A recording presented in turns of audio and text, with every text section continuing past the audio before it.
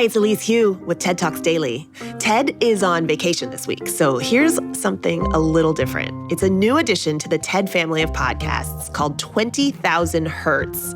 Each episode reveals the stories behind the world's most recognizable and interesting sounds.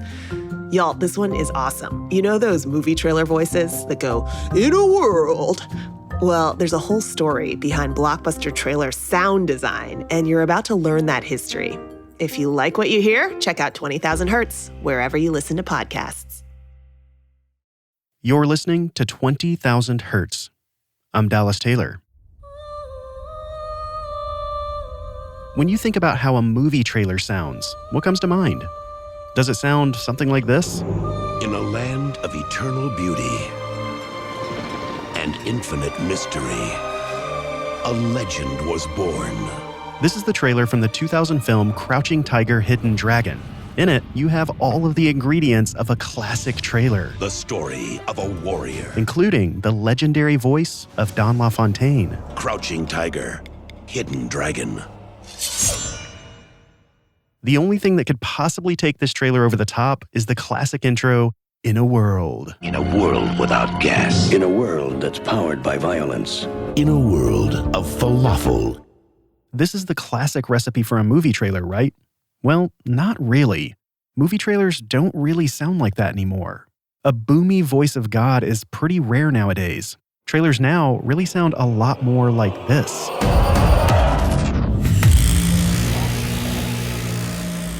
And you've got this sound that can only be described as the booge.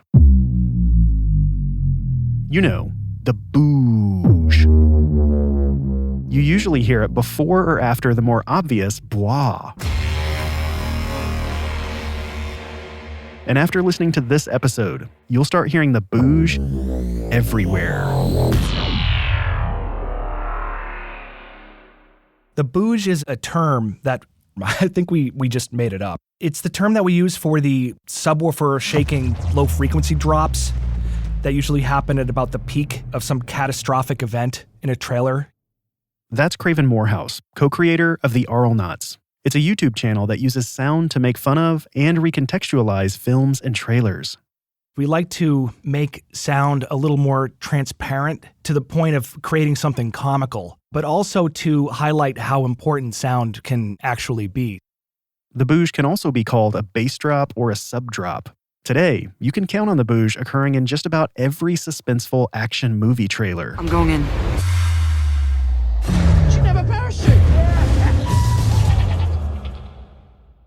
To us in the trailer, that's when you're seeing the biggest thing happen. This would be a planet exploding or a building collapsing.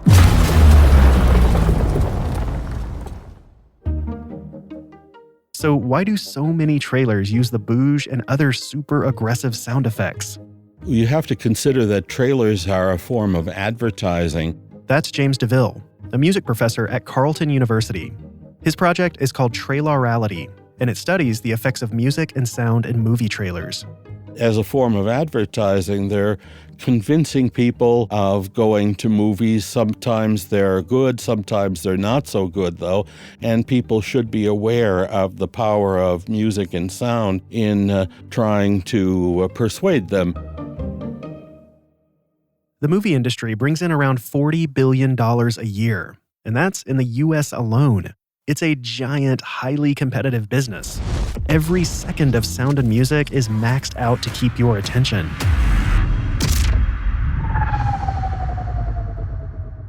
To really prove how much sound can change the tone of a movie trailer, you don't have to go very far. Simply searching for a recut trailer on YouTube brings up a ton of amazing fan-made trailers. Some of these are serious, but tons are taking a film in one genre and making it seem like it came out of another. Take, for example, this Elf trailer, where it's turned into a thriller. All right, let's get it over with. I'm Buddy the Elf. And here's a trailer for Dumb and Dumber, but with the score from the Inception trailer. I'm talking about a little place called Aspen. On the other end of the spectrum, here's a trailer that perfectly parodies 90s family drama trailers, but it's for The Shining. Meet Jack Torrance. I'm outlining a new writing project. He's a writer looking for inspiration. Lots of ideas. No good ones. Meet Danny. He's a kid looking for a dad. There's hardly anybody to play with around here. What's up, Doc? These parodies prove just how critical sound is in a trailer. However, trailers obviously didn't always sound like this. So, let's rewind and go on a journey from the very first trailers to the ones we know today. The very first trailer in a movie theater came in 1913 in New York City.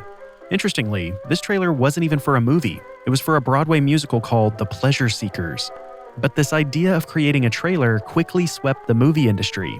Soon, theater projectionists everywhere were adding them to the end of their film reels, hence the word trailers. They were traditionally at the end of the main feature. Early on, before sound could be married to picture, trailers were accompanied by music, with big lines of text appearing on screen between key scenes. These giant lines of text were the early form of a narrator. It gave all of the necessary plot points. Of course, this was mainly because films didn't have dialogue yet. But even after dialogue came to films, trailers kinda remained the same. That was because, basically, only one company was making all of the trailers.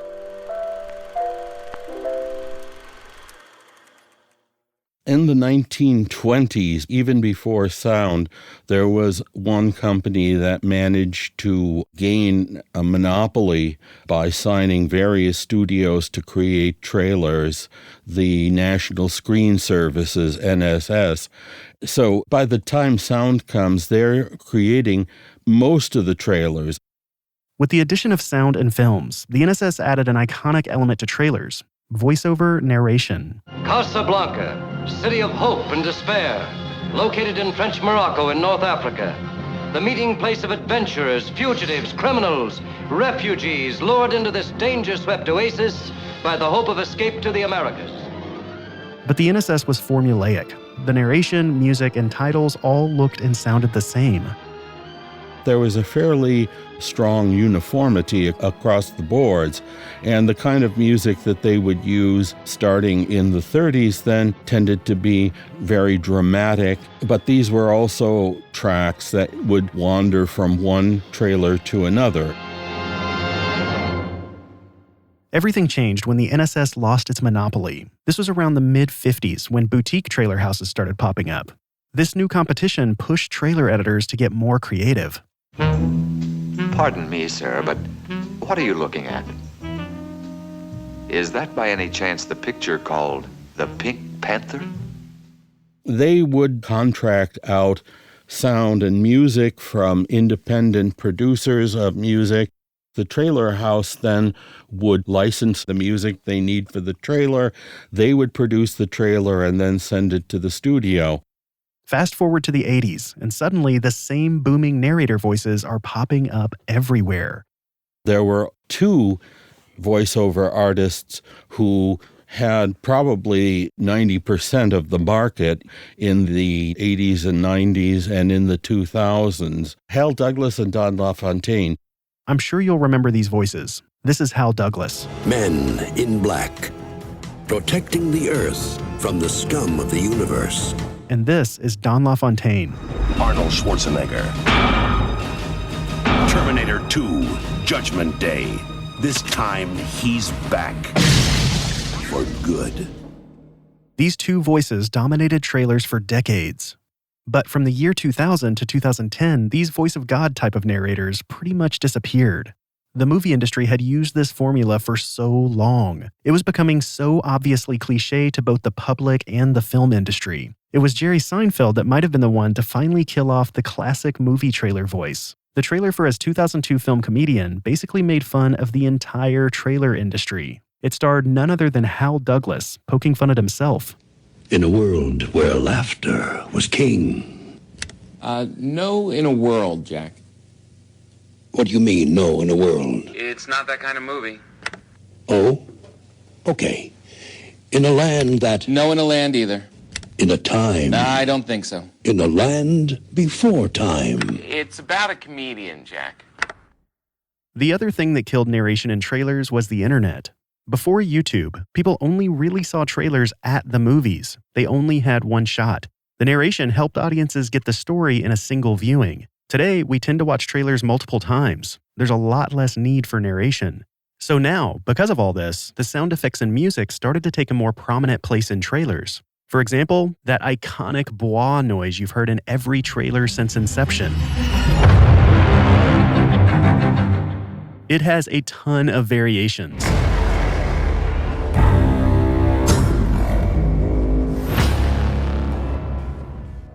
Pair these epic effects with the cover of a well-known song, and you've got yourself some movie trailer magic.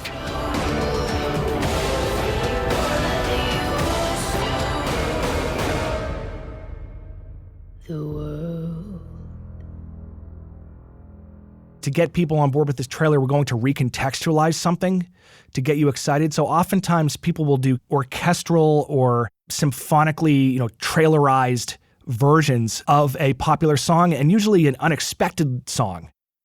The cover song trope started becoming popular around 2010. Here's a Belgian girls' choir cover of Radiohead's Creep for the Social Network.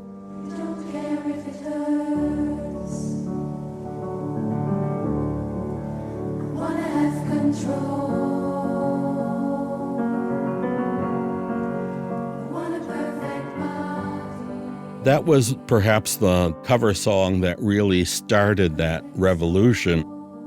This trailer was so popular that producers hired the same choir to do covers for many other trailers. Here they are covering Metallica's Nothing Else Matters that was featured in the Zero Dark 30 trailer.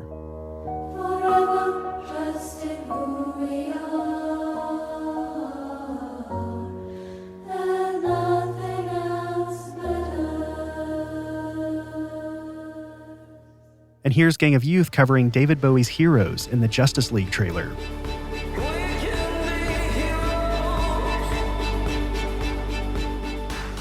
And here's Destiny's Child Survivor in the Tomb Raider trailer.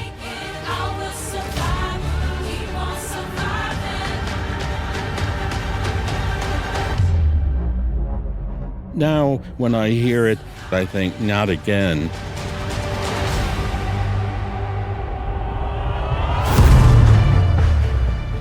These movie trailer cliches are so common that it's easy to parody. And it's not just the booge or the bwah or the cover song, but it goes even deeper. I think what happened was we just started noticing certain tropes that were used so ubiquitously that it was becoming funny to us.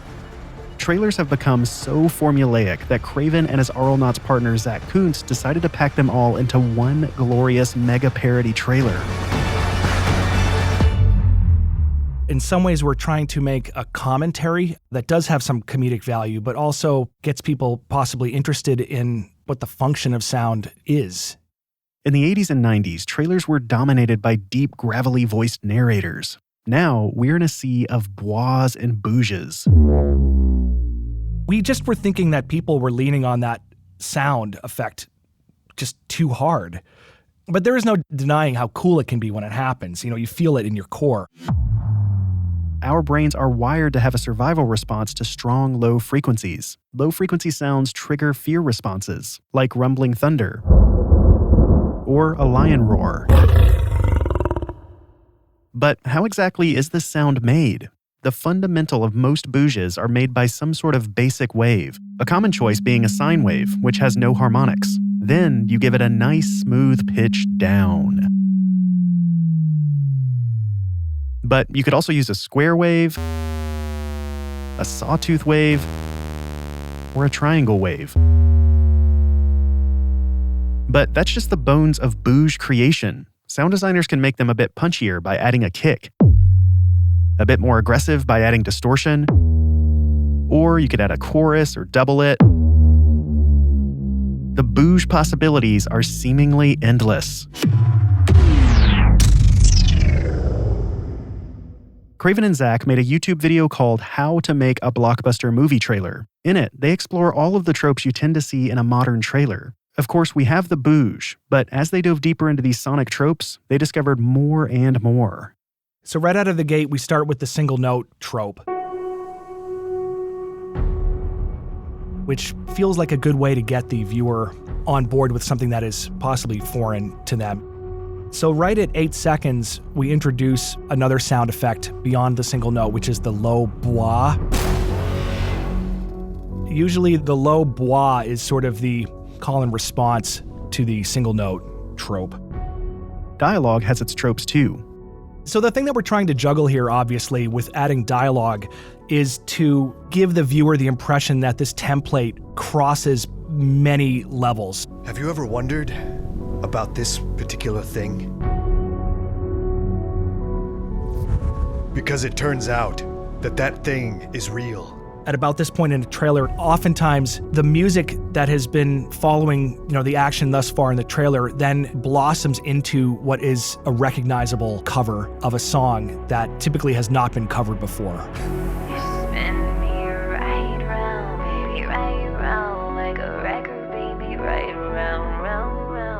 We landed on You Spin Me Around because that song is so hyper ridiculous and awesome. The idea that it would be used as the most dramatic song for a trailer was about as abstractly ridiculous as we could get. It just immediately felt perfectly stupid. You get people hooked, and then you do some sort of tonal shift that introduces a problem or a bad guy or some sort of conflict. You didn't think it would be that easy, did you? When you have a rhythm, a pulse going, and then it's da da da da da. The triplet can be really effective, but for some reason in trailers, that's the hottest thing ever, is a triplet locked to visuals, snapping in at the same moment. The climax of the trailer is punctuated by not one, but two bouges.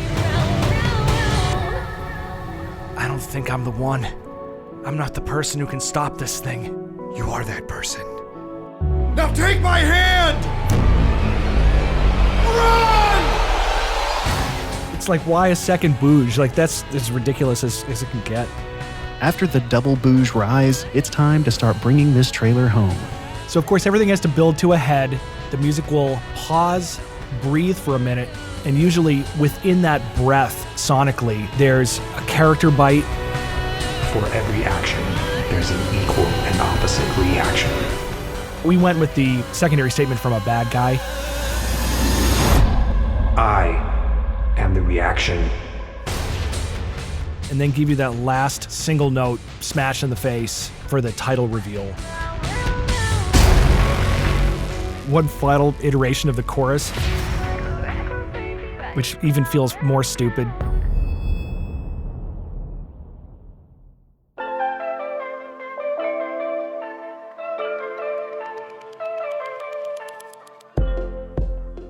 While trailers are boomier than ever before, this certainly isn't the first time that they've all sounded the same.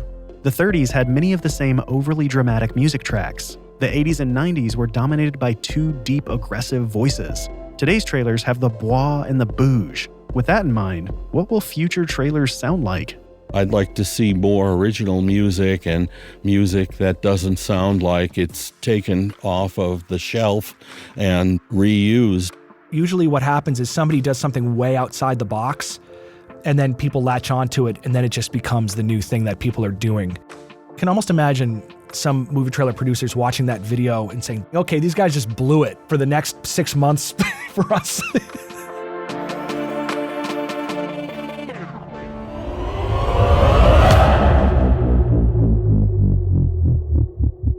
And now, here's How to Make a Blockbuster Movie Trailer by Arlnauts in its entirety.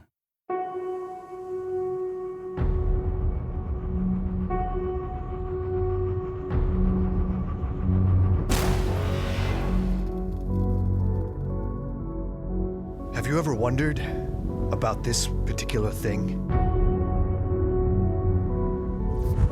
Because it turns out that that thing is real.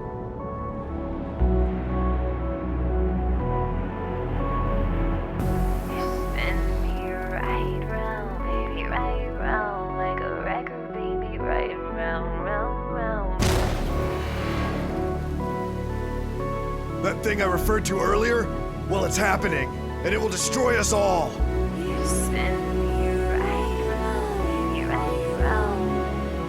Someone has to stop this thing. And And that someone is you. You didn't think it would be that easy, did you?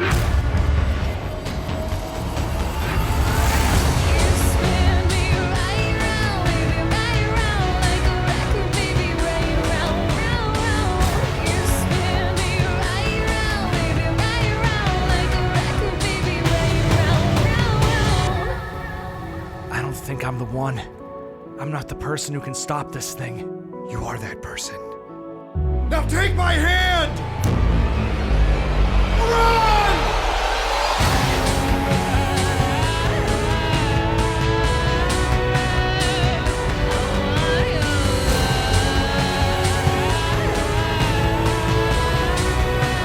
For every action, there's an equal and opposite reaction.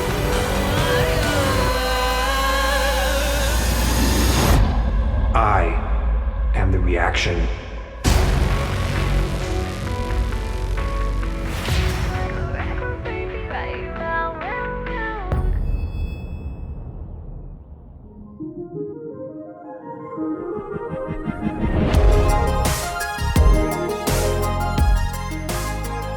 If you enjoyed this episode, there is so much more where that came from. 20,000 Hertz is a lovingly crafted podcast that tells the stories behind the world's most recognizable and interesting sounds. And we're also the newest member of the TED family of podcasts. Over on our feed, we've done lots more shows just like this one, where we unpack famous sounds like the Wilhelm scream, the THX deep note, the NBC chimes, the Xbox startup sound, the Netflix Sonic logo, the sounds of Star Wars, cartoons, and so many more. The stories behind these sounds are so fascinating. We also dive into subjects like brain science, theme songs, music copyrights, the sound of Hamilton, sonic illusions, sounds of the deep ocean, and even the sounds of other planets. The podcast is also clean and appropriate for all ages. So take a few moments right now and go subscribe to 20,000 Hertz, which is all spelled out without any numbers. TWEN, you get the idea. Once you find our purple logo, tap subscribe and enjoy. I'll meet you over there.